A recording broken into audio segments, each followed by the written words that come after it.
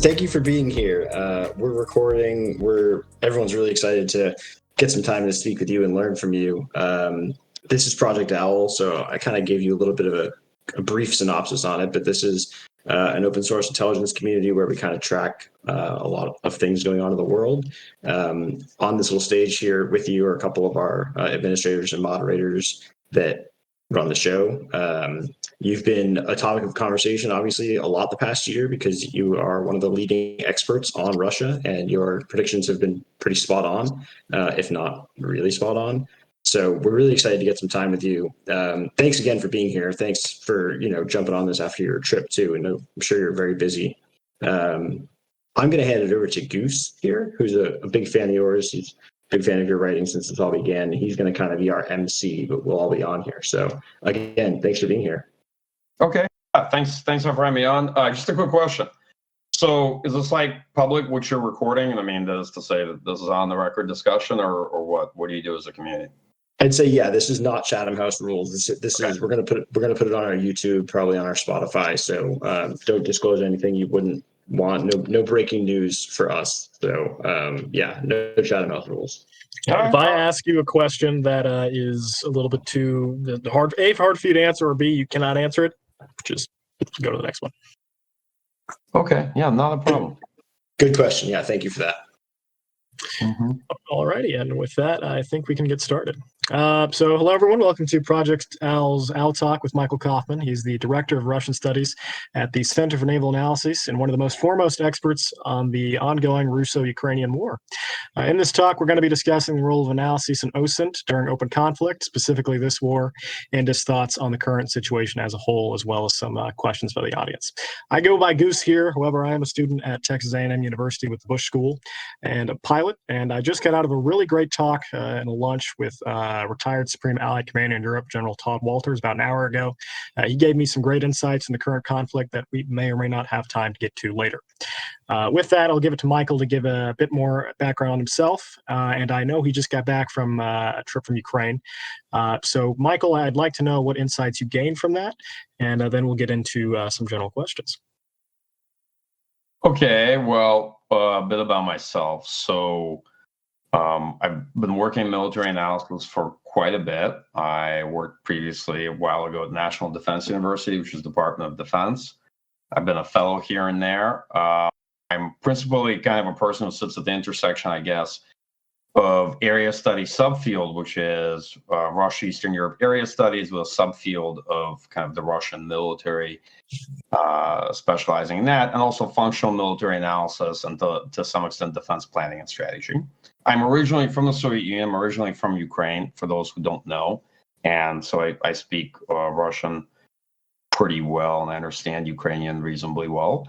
Yeah, and I was recently in Ukraine, which we talked about once we had actually left and just had gotten out of country. I think a couple of us commented on the fact we had been there for a military analysis field study trip. And also a bit of an exploratory trip to figure out what the benefit was, what you could see, what kind of things that you get access to on the ground, contacts you can build, and what have you. Okay, so with that in mind, I'm not really sure actually where to start off the conversation on insights. I'll be perfectly frank. I prefer to get questions as prompts rather than just I have those. Wander off intellectually. It's already 4 PM where I am, and my mind tends to wander at this point of the day, so I don't think you want me to just press the mic button and keep talking. Gotcha. All right, I'll give you some prompts then. So as Kel stated, we here at Project Owl focus on open source intelligence. It's played a role in this conflict to an extent, and members of the server were even able to listen to Russian radio communications at the beginning of the war in a piece which appeared in the New York Times. But I'm going to get into a question from Nauer, who's one of our members here. And he asks if you believe that Russia has made any significant effort to propagate solutions and fixes to their MSTBs, that being their material technical support brigades, during this conflict. And before you answer that, for the rest of this conversation, I'm going to try to avoid talking about WMD usage, even though that's a topic of rising interest, and other questions that really you can't answer to a really clear extent. All right. No, fine. Y'all can ask whatever you want. But okay, material technical support and this aspect of it. So early on, at the very beginning, when the invasion first began, it's very clear that they actually had almost nothing organized and sorted. They drove it administratively with rules of engagement to the extent of that they were going to largely help Ukrainians, quote unquote, liberate themselves. And that military was not sorted or prepared for war in a sense that they hadn't done the maintenance and sustainment. They had deployed combat service support and material support brigades along with the units of the military district. But across the board, I can actually talk for the next 20, 30 minutes of all the things that they didn't have prepared for scaling force employment for combat operations, right? After that, when they had attempted to reconstitute, they had already lost a sizable amount of equipment in the first month of the war and a decent amount of the force, like a significant percentage of the better component of the force. On the other hand, well, this is going to sound a bit perhaps cynical and cryptic, they had a lot less force to maintain after that first month. So the challenge I think they also had is that it was a very variegated force. A significant percentage of the initial invasion force involved mobilized personnel from LDNR and Rosguardia, which actually wasn't very well interoperable and had its own separate support base. Okay, and the longer the war has gone on, the more the Russian military had been dependent on LDNR and Rosguardia to an extent, and to a much, much lesser extent Wagner troops. So it became much less of a cohesive military effort to begin with. Okay, that's not a clear-cut answer to the person's question. My basic view of it is that logistics over time became it became better sorted, and actually was a different story depending on which front you look at from the very beginning. I'm happy to take a follow-up on that. Okay. Let's see. By the way, Michael, we have a bunch of questions lined up in the Al Talk section here. So now, if you want to ask a follow-up to that, you can type it out. We also do have some members of the Ukrainian military in here, so they might ask something. I'll ask the second question. It is no secret that this war has not gone to plan for the Russian military. Over time, Russian generals in charge of the so-called SMO have been replaced with new ones. What observable changes, if any, have been observed with Russian generals, different ones, who have taken command over this war? Well, a number of generals got relieved early on, principally for two different reasons. Some for cheating and lying about readiness and the actual composition of the force they had available, and others for actual performance and force employment, fired for cause. And some were not fired, but should have been, but were just recently fired. For example, Lapin. Colonel General Lapin's a great case of somebody whose performance and his district performance was quite poor at the very outset, and maybe personal connections or preferences are a good way to explain why he's lasted so long. Okay. I have seen big differences in performance, not so much necessarily at the very top in terms of military leadership, because the challenges the Russian military had were principally structural in nature. They were also due to a big mismatch between political aims and military means available, right? And you couldn't just change leadership to reconcile pretty significant strategic problems in what the Russian military was trying to accomplish and how they were fighting the war. And they're also born of force structure, force design choices, and quality and level of training forces. And changing generals in that respect can be like changing deck chairs on the Titanic. You can arrange it however you like. It's not gonna change the trajectory of the war effort. And the big issue was that those commanders that clearly wanted a more rationalized war effort were blocked at the top by political decision making, because it looked obvious that Moscow, basically Putin, in a number of cases would refuse to allow them to retreat or to withdraw to better defensible positions or to something that the force can manage. All right.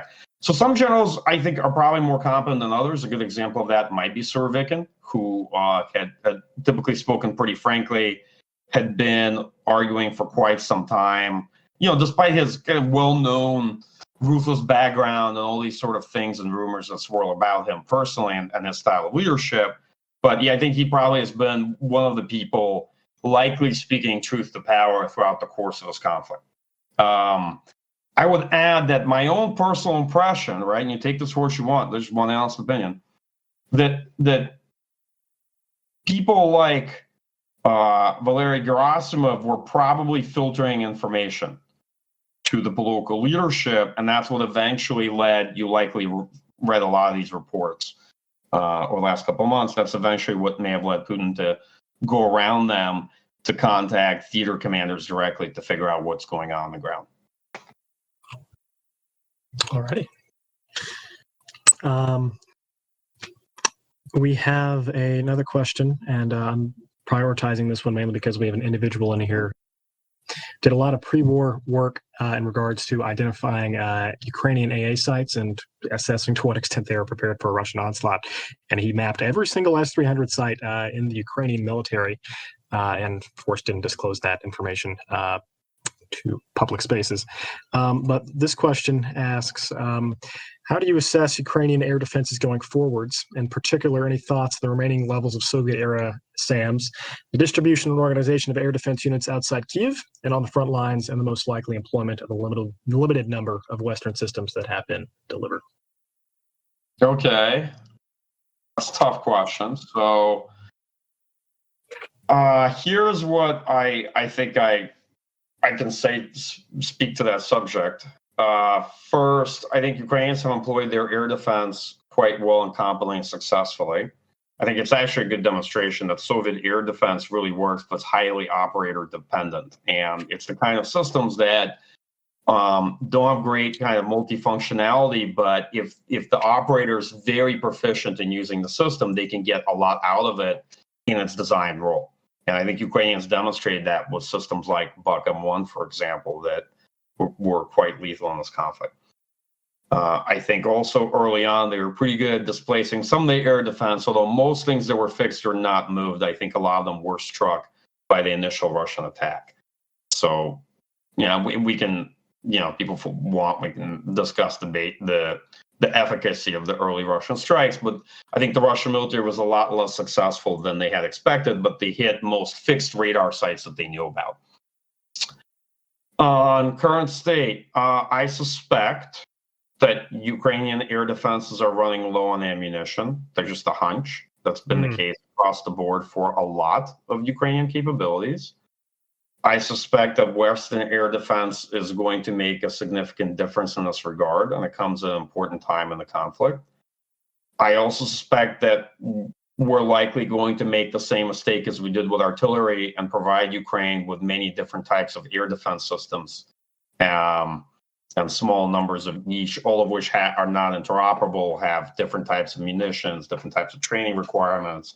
So it's going to be, again, Ukraine trying to operate a NASAMS and, a Hawk and an IRST and who knows what else next to it moving forward. But that's a lot better than the alternative of not having it. So That's my view on that subject. I just hope that in terms of Western provision of military assistance, we can move forward from the lessons learned over the course of summer and now do what we did by providing Ukraine with 14 different artillery system types. Yeah. I'm going to try to venture out of incredibly specific technical questions and move on to a more broad category. In Kherson, the Russians have been stuck across the Dnieper fighting the Ukrainians for months. Their access to supply has been severely limited. Are you surprised that they're still holding on? Do you expect them to leave anytime soon, or do you expect them to fight tooth and nail for every inch until they cannot? Sure. Am I surprised they're still holding on? No, not really. They had a high force density to terrain ratio there. They had some of the better troops, and they were able to find interesting ways basically to keep supplies going. A lot of those public discussions I saw of Russians are completely cut off now, they're totally out of ammo, all these things, just not true. Okay.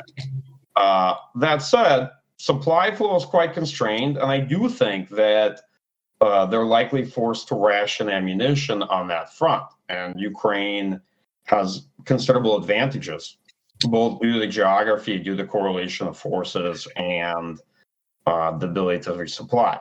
Now, my sense of what the Russian military is trying to do, and this is again just my own guess at it, is that I think they are trying to actually conduct a staged retrograde operation where they want to withdraw on their own terms. I don't think they're going to abandon Kherson in a sense that they've decided they don't want it anymore, and now they're just leaving. They are forcibly being pressed out. I suspect that the Russians see the writing on the wall and want to avoid an Izum or Liman type situation, and probably are actually reinforcing with mobilized personnel, which you would need to do if down the line you want to conduct a strategic withdrawal, to have stable defensible lines, slowly begin pulling out and extracting key forces enablers. And then the big question is, what do they then to do with Kherson City?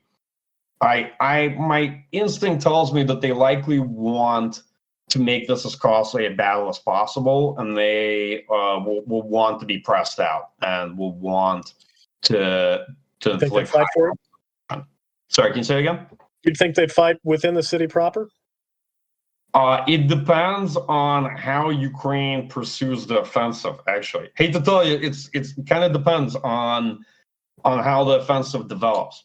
So I think Ukrainians are likely optimistic in that they could take the right bank of Kherson by the end of the year. That's 2 months from now. So it's actually not a tremendous amount of time.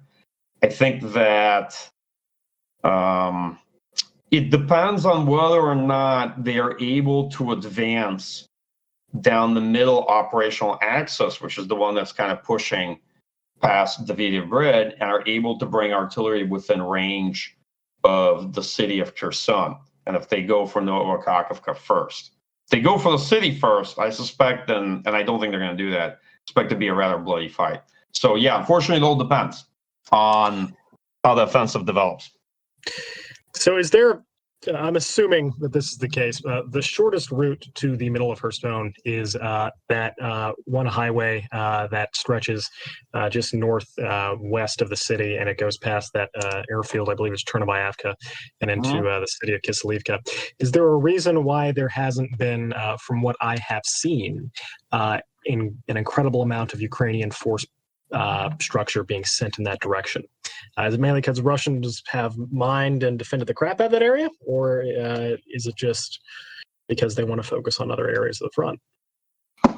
Yeah, that's a great question. So, from the very beginning, there was fighting, around Posad Pokrovsky, and it's a very short run. I was literally just in Mykolaiv and in parts of Kherson myself personally.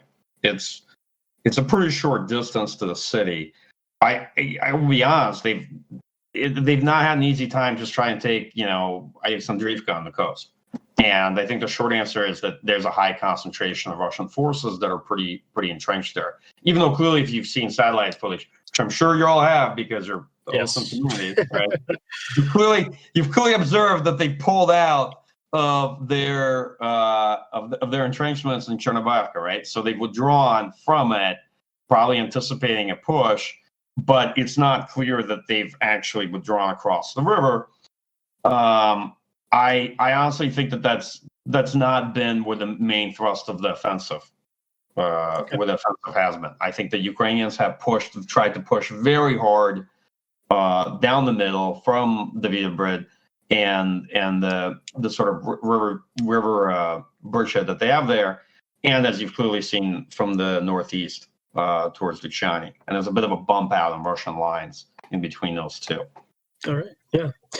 I'm now going to ask a perhaps even broader question. I can narrow it down if you'd like. I'm curious as to how you see OSINT as a whole in this conflict, to what extent it's useful for both sides, as well as from your role as a military analyst, where it falls short and where it can improve and or evolve. Okay. Well, let me ask you a question back, and this is going to sound a little silly. What does OSINT mean to you as a community? Like, if you were to define yourself, how would you best do it? My role here, and an individual who is able to aggregate information from a wide spectrum of sources and put it together so that way it can be easily understood. Now, those spectrum of sources are open source, Twitter, Telegram, et cetera, et cetera. The information that I get from there is limited and its classification, but could also give a very interesting picture. And there is a lot of it. But I think it can be misleading. But I also can think it. I think it can paint a very interesting picture. I find OSINT very useful. I think that a lot of what there is to be known, a fair amount of it, does exist in open source. I'm a big fan of the people that do deep dives into narrow things, and whether they're good at IMINT or they're good at picking up signals and whatnot. I like this. To me, it's a very valuable resource, and always has been, right? And a lot of what I think the bulk of what I do, I imagine. Mike, one thing I think that's funny is you probably saw Calibra Obscura, that Twitter account, put out a tweet the other day that said OSINT is more than just retweeting news wires, which I think that's something that we try to do here is, like you said, deep dives into narrow subjects. And I think that's really where the power is, because we don't have a budget that we're worried about, right? We have the time that we can spend to do some of that sort of stuff. So, sure, absolutely. And so I'm a big fan of it. I will tell you that to me, the military analysis community is fundamentally a community and a network. And it's lots of people talking to each other and working together, and many of them behind the scenes. I work with a lot of colleagues. I'm friends, I like to think, with most people in my community, and it's a big network. Okay, that's where I think it's great. Where I think there are challenges in this, first, Twitter and other type platforms give perverse incentives. Like they want, it gives an incentive for you to try to author opinions on subjects early on and to offer hot takes, and those are usually wrong. Just to be perfectly frank, the hot take factory, from my point of view, is almost always wrong. For a second, a lot of times folks opine on things where they don't have actually any professional experience, and they haven't worked on those subjects, and they're not as frank about their confidence levels or the fact that they don't have all the sources, being honest. And it's a question of, in the OSINT community, to what extent you're doing analysis versus you're kind of discovering and aggregating information, or you're discovering raw information. So that's my view of it. I like it all. I don't think that there's any clean separation between the field, although sometimes myself, I've been tempted to do gatekeeping, and those are always my worst impulses. I think they are for everybody. But sometimes it's a love-hate relationship, because I see accounts with all caps OSINT, in the title online, and they're authoring opinions. And I'm going to tell you something: they've never worked in any of these fields. I've never met them in a single discussion in my life. Not a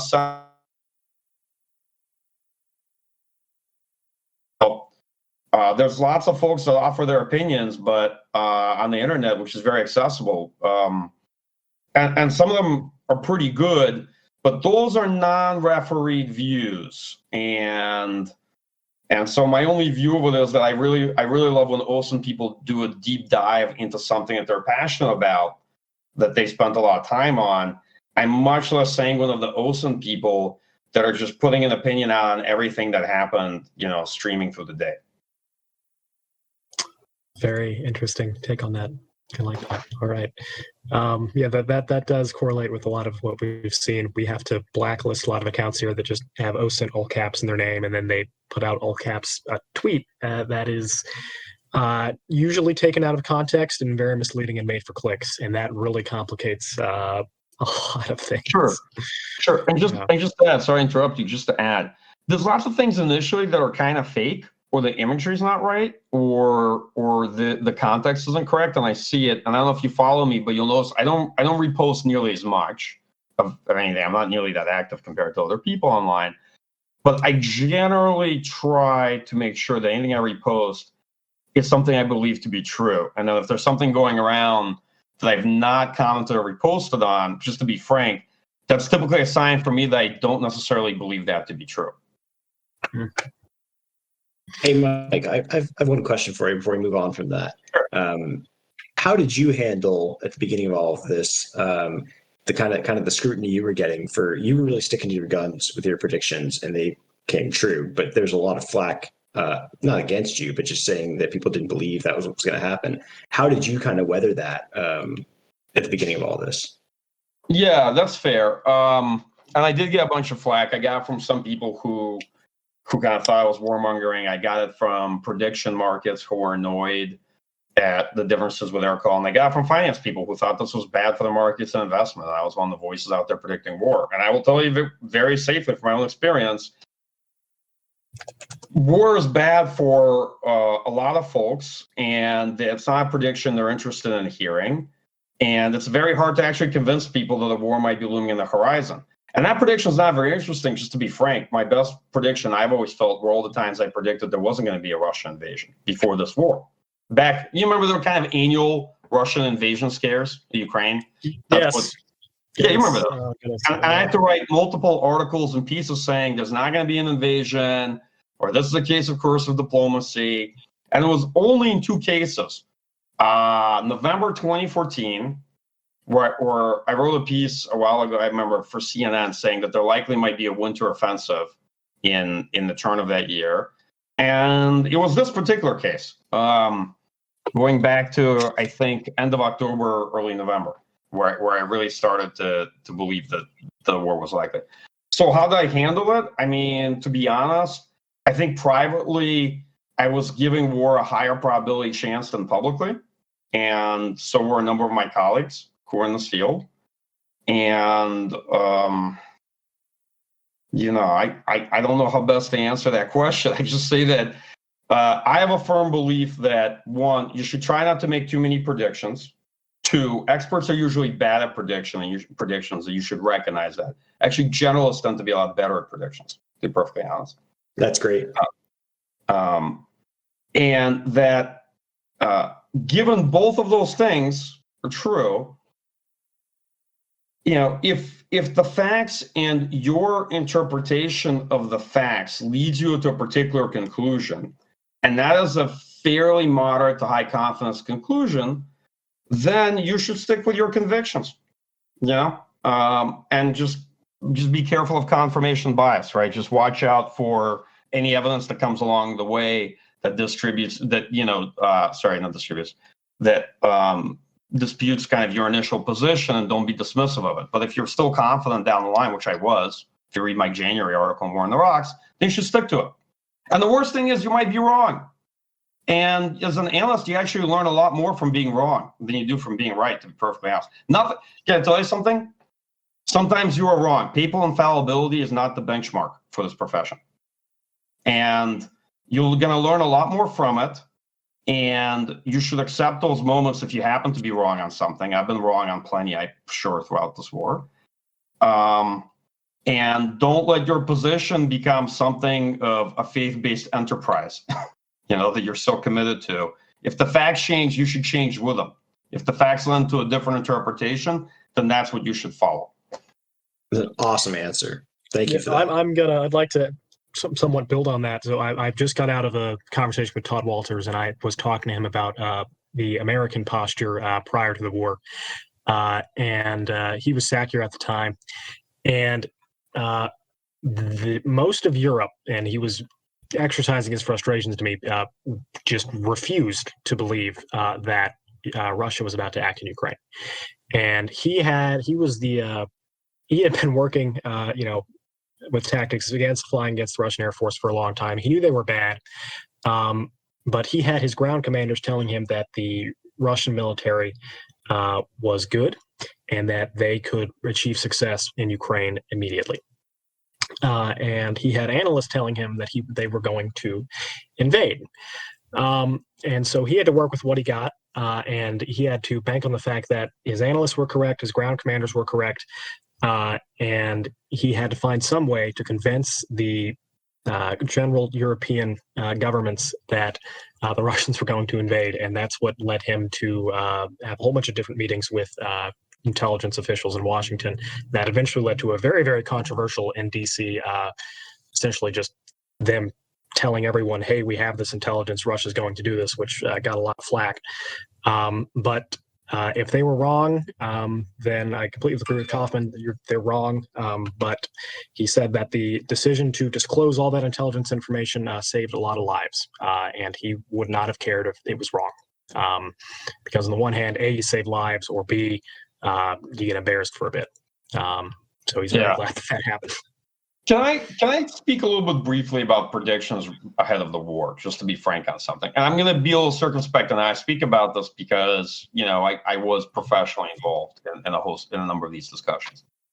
So first, because of the imperative of making the case that the war was likely, I think a lot of public discussions on what to anticipate from Russian military performance were not as well caveated, and that was because there was a strong case being made that this could happen, and Russia was planning a large-scale invasion of Ukraine, and to take the threat seriously, right? And it would have been a very muddled message to suggest that, yes, Russia's planning a large-scale invasion with maximalist war aims, but here's a whole spectrum of reasons for why they might not do so well, and so on and so forth, right? Just to be clear, defense establishments and often political establishments often don't do nuance very well. And especially if you're trying to engage in public or political messaging. First. Second, assessments always come in ranges, right? So the notion that anybody out there said that Russia could do this in 3 days, or that in 5 days, or that in a week, it's actually not typically how analyst establishment works. That's not how analysts talk. If you've listened to me ever talk, that's not how I speak, right? I probably have a speech impediment in the sense that I often say things are contingent or indeterminate, or they hinge on these factors. But I think you'd be surprised to hear me say that X is going to happen exactly in this number of days. And there's a reason for that. So there are two different things, at least, that go into your perception of the problem. There's your assessment of Russian military capability, Ukrainian military capability, and potential Russian performance. Capability is a significant factor that ties into your perception of what military performance is likely to be, but they're actually not the same thing. Military power requires a context to express itself. It's very heavily context-based, okay? So as I often say, how you might assess, for example, Chinese military performance in a war against the United States over Taiwan is going to be very different than how you might assess Chinese military performance in a land war against India, right? Is that fair? Yes. Okay, very different scenarios, but you might have the same assessment of Chinese military capability, right? You might see Chinese military capability in the same way, you might rate it the same, but you're going to come up with two very different performance evaluations because you have different contexts, different actors involved, different conditions, potentially different objectives and military strategies, right? Check. So just to be annoying, this is kind of complicated, right? And so you are trying to gauge capability of both sides, but most importantly, what that looks like in the context you're evaluating. And you have a lot of unknowns you're working with in trying to do that. And the bigger unknowns were actually on the Ukrainian side, not on the Russian side, in terms of Ukrainian capability, Ukrainian performance. And I will tell you that given that the Russian plan was very visibly to catch Ukraine cold, right? That is, conduct a snap invasion, do a bunch of thunder runs, kind of build something like an air bridge to the capital and get in there and affect regime change. I think actually a lot of the expectations might have scaled or hinged more on perceptions of Ukrainian military capability, and those were driven by two factors. I'm going to say this right now, and I think it's a conversation, obviously, for Ukrainians to have at some point down the line. It's not really a conversation for me, as somebody living in Washington D.C. to have, but they were driven perhaps by two factors. First, putting aside as much we don't know about the Ukrainian military, because people like me focus on adversaries, don't focus on allies and partners. But there was not good evidence of systematic Ukrainian military preparation for defense against an invasion of this type. There was considerable military preparation that I think was done in secret, but wasn't very visible in public, and also certainly wasn't very visible to folks like me working on the subject. So that was question one. To what extent was Ukraine really preparing to defend against an invasion of the scale? And second, it had to do with political will and resolve. And there, the signals were very mixed from the Zelensky administration, right up to the very beginning of the war. And it's very hard to gauge military preparation and political resolve when you're really lacking evidence on that front and you have a lot of mixed and contradictory signals, but you're increasingly getting very good outlines of what the adversary intends to do and the scope of their invasion plan. So I'm just saying this not to like say, here are the reasons why we got wrong, but just to explain the complexity at the time and some of the uncertainty and the lack of information you're dealing with. And all of this will come out, I think, much more over time, right? The further we get away from the initial invasion point, the more will be known about who thought what and when. All righty. I'm going to combine a user question and a very odd experience I had yesterday evening with a notable American political commentator whose name I will not name here. And it is in regards to the end of the war. And of course, this is a very broad topic, and I don't expect very clear, direct X, Y answer. But this individual stated that he does not expect Ukraine to fully retake Luhansk, Donetsk, or Crimea because Putin is likely not to allow that, and that Biden is going to have to, at some point, dictate to Ukraine that they're going to have to accept this, and he's going to have to take flack for Ukraine not being able to go further into those areas. So first, do you think that's accurate that they won't be able to go into those areas and will Biden stop them? And C, this individual asks a question from my Ukrainian wife. What is your opinion on Crimea, and what is your opinion on the likelihood of the existing population there ever being brought back into Ukraine, if that's even possible? Okay, so first question on prospects of the Ukrainian military effort being going back into those areas. So my view is, first, there's really no good basis at this stage of saying what it is Ukrainians can't or won't be able to do. A lot of those predictions have been proven wrong, and there's now two categories of people: those who have learned from those predictions being wrong and from the contingency in nature warfare, and those who haven't. Right, and who continue to basically categorically say Ukraine won't be able to do X, Y, Z. And so my sense of it is that I think everything is possible. The question is what is probable. And to be frank, it's a bit of a conversation on timelines. I definitely think that this war is likely going to stretch well into next year. I think that a good deal hinges on what comes of Russian mobilization and Ukrainian ability to conduct successful offensive operations next year. And part of that has to do with how the attrition fight develops over the course of the winter. I would say that a lot of that is also heavily dependent on external support, military assistance from the United States and other countries. And that has to do with material availability and policy, because in many respects, the long-term balance can favor Ukraine, but it's heavily dependent on external military assistance in terms of projections. So my short answer to that is no, I think that's wrong. I think a lot of things are militarily possible, and military outcomes are really driving political realities here in this war so far. There was a question on Crimea and return of population to Crimea. Don't know the answer to that one. I'll be honest. What I do for a living is, as I say, military analysis is not predicting of fortunes necessarily. It's not fortune telling, so it's very hard to say, give an answer to something that specific. I think that probably if Ukraine is incredibly successful, if Ukraine is wildly successful and is able to take back everything to 2014 lines, with the exception of Crimea, they could force Russia to some conversation, negotiation on Crimea, its status, and the right of IDPs to return and what have you. But this is all down the line conversation. I honestly think that a lot of these conversations right now are rather premature given where we are in the war. Right. I'm going to ask a personal pilot question. I don't know to what extent you have. You're a military analyst, so you might be able to answer this. But I would like to know, because I haven't seen much analysis on this. What do aerial engagements look like in this conflict? And by aerial engagements, I mean, MiG-25 versus a Russian Sukhoi. A lot of people expected far-off BVR, beyond visual range engagements. Is this still the norm, or has there actually been a dogfight, as has been claimed by both the Russian MOD and the Ukrainian military, anywhere? Okay. It's a thorny question. So I don't know. I think I think the aerial, I think the air domain in general and air-to-air combat, and to some extent the entire airspace dimension of this conflict is the one least accessible to OSINT, if I can put that politely. And a lot of things I've seen written I'm skeptical on. So my view of it is that I don't believe there's been much in the way of dogfighting in this war. I don't believe there's been a tremendous amount of air-to-air engagements. I think most engagements have been between aircraft and surface-to-air missiles.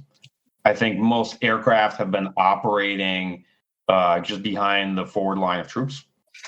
I won't make a comment as to who I think has had successful air-to-air engagements in this war, but I'll put it this way. I think the evidentiary basis for a lot of claims in air-to-air combat in this conflict isn't there. All right. I think a lot of this has been a bit of a complex air versus air defense fight, and Russians are notoriously not good at seed and deed, and don't train and practice for it very well, and have tried to adapt with small pocket type packages, but it's been very, very mixed in terms of outcomes for them. I think most of the interaction has been between the air defenses of the two sides and the aircraft. What else can I add to that? So, yeah, I'm not sure there's been a tremendous.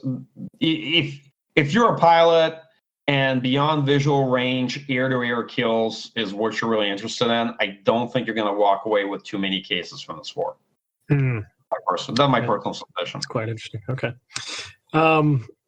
So outside of specific air defense, it's another question from Shumkateli, I believe. What capabilities, categories, and systems would be the best option, and that's a definite, in your opinion, would be the best option for U.S. aid packages to increase Ukrainian combat effectiveness? Yeah, so on capabilities, I'd say probably protected mobility.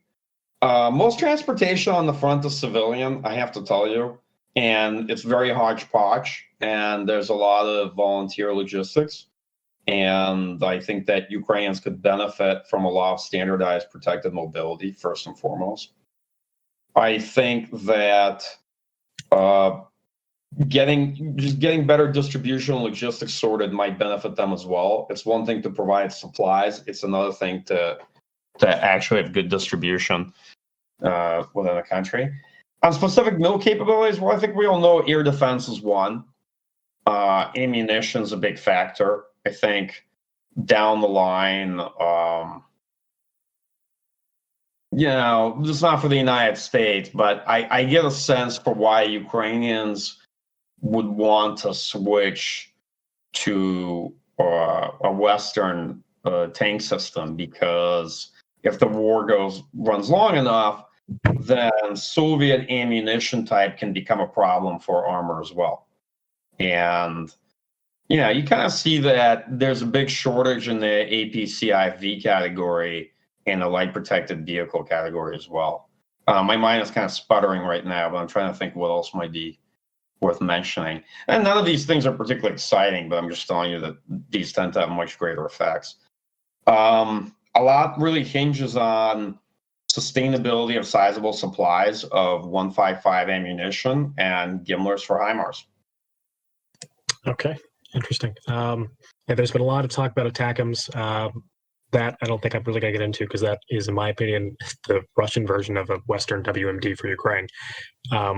So adding that, I think, would be very problematic for the spectrum of warfare. So I'm not going to ask about that. But I'll say this. I think there's a reason why ATACMS is not being provided to Ukraine, and it's a political decision. And that's that. And I don't want to offend anyone here, but lots of folks can talk about till the cows come home. Yeah. Biden wrote a long piece about it that I would actually encourage people to read, because I think I would agree with Kofman. It's a political decision. And I don't think it would go down well if we gave them that. I'm going to ask you very quick questions here, and then I think we'll start wrapping this up. Sure. So, of course, in a war, both sides talk about the enemy's casualties. Ukrainian estimates of Russian casualties are, from a lot of perspectives, seemingly very high. And Russian, it's the same story for Russian estimates of Ukrainian casualties. Do you have any thoughts on either side's assessment? And could you maybe even provide your own assessment? Okay, I think some assessments that are out there are way too high relative to the force composition and size that we've seen in this war, meaning they just don't look very realistic, no matter how you cut it. I've had written some threads about this early on. It's a bit strange. The casualty conversation is kind of part of the information war, and it's a little sensitive for reasons that conflict. That's sort of. I don't think that this is an issue that I don't think this is something that needs to be worked as part of the information campaign. So I will give this very unsatisfactory answer. I think that probably the publicly put out estimates by intel communities like US and I think Brits of 20 to 25,000 KIA, which is maybe 2 months ago. So you could, based on the way they've been going, you can probably extrapolate towards 30 KIA. I think that that's probably closer to the truth. I think that somewhere between a 3 to 4x multiplier on that and added together for total casualties is likely fair. So somewhere 100,000 of total casualties. Everybody, I have to get this question. It doesn't include LDNR and doesn't include Wagner and doesn't include all these other auxiliaries like Rosguardia. And my answer to that is yes, it includes everyone. On the Ukrainian side, well, this is a bit of a thorny subject, so I will answer it this way. I think Ukrainian casualties are lower than Russian ones. I think that Ukraine likely has a higher ratio of wounded to those killed compared to the ones on the Russian side, and that's where the more significant asymmetry lies. However, I think the Ukrainian total casualties are quite substantial as well. That's my personal impression, and if you're asking me what am I going off of, I'm going off of a host of anecdotal evidence and kind of my own hunches and some time I've spent. There's not a lot out there from what I've seen. There is an individual out there on Telegram or Twitter who does visual casualty count, but as opposed to outside of visuals things, it's very hard to get information out of. I've seen a lot of bad methodologies for doing it. I can tell you that much. So. Yeah. Are you talking about the 1 to 3 casualty ratio thing, or something else? No. What I'm talking about is the people, for example, who are using Org's blog and looking at vehicles destroyed and then imagining how many people might have been in them and multiplying that out, or people that are doing aggregate also assessments on the basis of different estimates, such as Ukraine's public estimates, the Russian military's official estimates, US intel, British intel, and doing this kind of like, hey, I'm going to average 5 different answers, 3 of which were wrong, to see what the middle is, right? This is not the way. You're just coming up with a 6th wrong answer, okay? Like, being very frank. That's what that methodology yields. Yeah. So. All right. You just did return from Ukraine. If you could just give a very quick, brief estimate on what you'd say the attitude there is of the people. Is it still very patriotic and high? And do you see this continuing for months, if not years to come? Sure. So here's my impression. I think morale in Ukraine is very high. I think that the Ukrainian military is winning. They know they're winning. They have a really good sense of mission. I think they're quite serious about the fight. Parts of the areas, some of the fronts are incredibly difficult, like Kherson. I mean, the lack of progress isn't for lack of trying, right? But the Ukrainian strategy is also about force preservation. And Ukraine is not throwing its troops away the way Russia did in the spring and early summer to an extent. I think that there is a soberness about the potential length, the sort of how long the war might run, because mobilization introduces some uncertainty. I think publicly, there's a lot of natural fixation on everything that's terrible and shambolic about Russian mobilization efforts. But I think in general, this is viewed much more seriously as something that could extend the war by a considerable amount. I think that there's great optimism about what's going to happen in Kherson and possibly in northern Luhansk, but also a real appreciation that, hey, a lot of the war depends on sustainability. Large-scale conventional wars come down to attrition and replaceability of manpower and material and ammunition. That's what I always talk about, and the capacity to reconstitute. Hey, Mike, I got one question for you. Yeah, go ahead. Oh, sorry. Got one question for you and then a wrap-up question. Sure. There's something that we've discussed on here quite a bit back and forth, just with some of the people who follow the war. And it's a feeling that we've seen observing the way Russia acts in the war that, they're giving a lot to fight in Ukraine, but it seems like they're holding back something. And I'm not talking about nuclear. I'm saying more, Georgia as an example in the past, right? Do you think that there's a reason Russia is holding back a bit? Do you think they are? Do you think they're putting everything that they possibly could, into this? Yeah. So, okay, here's my view on it. I don't think they're holding back. I think what happened is that they actually started mobilizing very, very late. Russia has considerable amount of latent military power in terms of what's in storage, the ability to refurbish it, put into the field, old ammunition that could be refurbished, and from equipment to manpower. However, for reasons that we clearly don't have time to get into in this discussion, they got about mobilizing that very, very late into this war. In fact, fairly recently. And so it's not so much that they've held back, but they have very clearly. It's that they didn't want to make any of the political decisions that would be costly and would really commit the regime to the war, but also enact mobilization of wartime measures, which they now de facto have done. But this is all going to take many months to yield results. Like, you should be looking at a 3 to 4 month timeline, right? So your initial evaluations barely a month in are not the timeline you're looking at to see what Russia could get out of it. Now, is it going to dramatically change their fortunes or change the trajectory of the war? Not necessarily, but that's not the important point. The important point is to try to figure out what are the indicators you're looking for and the right timeline to look for them. If they're holding anything back, no. Actually, I think they're quite low, probably in reserves on a lot of their better capabilities. I think they've spent a good deal of the better part of their force. And I think that they likely spent millions of rounds in artillery ammunition, and there are challenges there as well. All that being said, there's considerable mobilization potential in that system. Mobilization is always going to be a very fitful process early on, and the question is it going to look any better at all down the line? But more importantly, look at the mobilization of equipment, economic mobilization, and mobilization of production of the key things they would need to sustain the war. So that's the way I tend to look at it, putting aside nuclear weapons and that whole conversation. That makes a lot of sense. Yeah, I don't think Russia's been holding back. I just think that folks like me thought that they were going to mobilize in April. That's when that would have been the most dangerous course of action. They had the force structure, they had the officers, the manpower. If they had done that, the trajectory of the war, well, they might have been in a very different place come end of summer, beginning of September, but they hadn't, right, thankfully. Now, that being said, they have chosen to go through with it now, and you're actually not going to see many of the results or benefits of it for at least 3-4 months.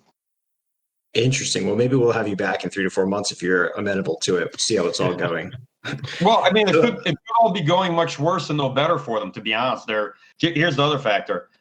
Rather than mobilizing in the spring for summer offensive, they're mobilizing late fall in order to try to maintain what they have in the winter. That's not a good place to be, because they're going to deploy a lot of guys in probably with not great equipment into the winter in bad weather conditions just to hold on to what they have. Interesting. Well, hey, that was a great answer. Thank you very much. I I know I want to be cognizant of your time. I really appreciate you being here. And I want to ask one last question that I'm going to read to you verbatim from a user because it's very nice. Okay. Michael, thank you for all the work you've done. You are an incredible inspiration to a lot of us. Do you have any career or life advice? It's from our user Goliath. I don't know if I have any life advice. But I'm not sure. Whenever you self-reflect on your own life, you're never sure whether that would be a great model where it provides you sufficient intellectual authority to give life advice, right? So, yeah, I'll just say I've done the best I can. On career professional advice. Well, I have no idea what you want to do. What I will tell you is that to me, if you want to pursue something like a strategy, it's always about choices. If it comes to career, I always recommend finding the intersection of something you love doing with something you're actually good at doing, and ideally something somebody will pay you to do. Right? That always helps. So that's my Venn diagram advice for you. And beyond that, it like I said, it all kind of depends. A lot of it's also, to be honest, here's career advice. You end up having a bunch of different careers and having to reinvent yourself over the course of your professional career. So these could run any number of years, but be adaptable and then figure out who you need to be in different parts of your careers. So at one point you're making as an analyst, and another point you're a senior analyst and you're in the conversation. And if you're a thought leader in the field, you should really look into mentorship and how you're trying to shape the field. You no longer need to prove to anybody in the room that you know what you're talking about, right? That phase is over for you, right? And then how do you enable other people? How do you bring other experts along? And then you start thinking about younger generations of analysts and what the field looks like and what are the important conversations in your field. That's kind of, I think, a bit more where I am. I'm much less focused on kind of being the voice in the room, which may sound weird, right? Because I have Twitter followers and all that, but I joined Twitter late during COVID. Honestly, if it wasn't for COVID, I might not have even joined Twitter, to be perfectly honest with you. Well, thank you very much, Michael. We really appreciate your time here.